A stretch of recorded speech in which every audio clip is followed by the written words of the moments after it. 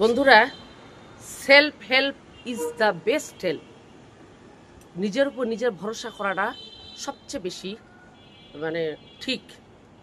তাই আমি আজকে স্ট্যান্ড লাগিয়ে নিজেই সেলফি দিয়ে ক্যামেরা দিয়ে আমি এই কুমড়াটা কাটবো।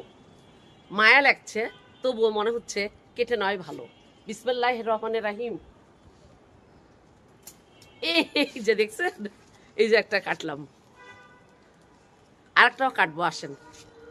এই যে দেখছেন আরেকটা, এই আরেকটাও কেটে নিব। স্ট্যান্ড ক্যামেরা লাগিয়েছি আজকে, আমার ভিডিও আমি করছি এবং সেলফি স্ট্যান্ডে করছি। বিসমিল্লাহির রহমানির রহিম।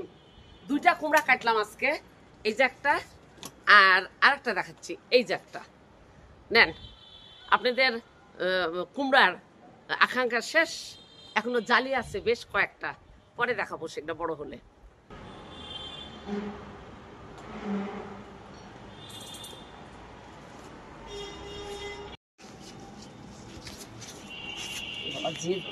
বন্ধুরা, এই যে দেখেন আমার কচু গাছগুলা আস্তে আস্তে একটা এখানে লাগিয়েছিলাম শখ করে, আস্তে আস্তে এটা চলে যাচ্ছে বেগুন গাছের মধ্যে। দেখেন কত সুন্দর আমার বেগুন গাছগুলা এই গাছগুলোর মধ্যে চলে যাচ্ছে।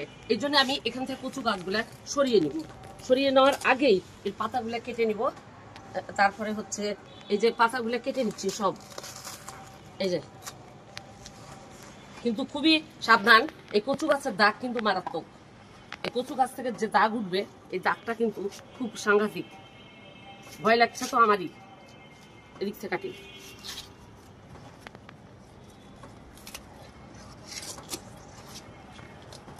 এটাকে আবার অন্য জায়গায় আমি রিপোর্টিং করব।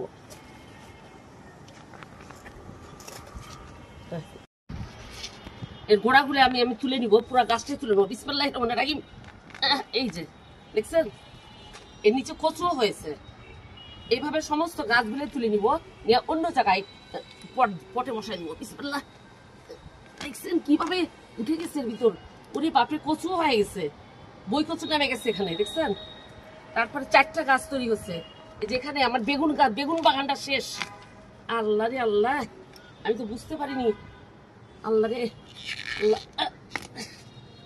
এই যে একটা, এই দাগের ভয় তো যাচ্ছি না আমি। এই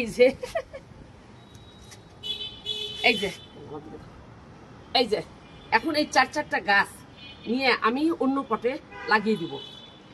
এই দাগ মারাত্মক, দাগ থেকে সাবধান থাকবেন সবাই। কচু কাটার সময় ভালো পোশাক পরার দরকার নেই। হ্যাঁ, এই যে দেখো।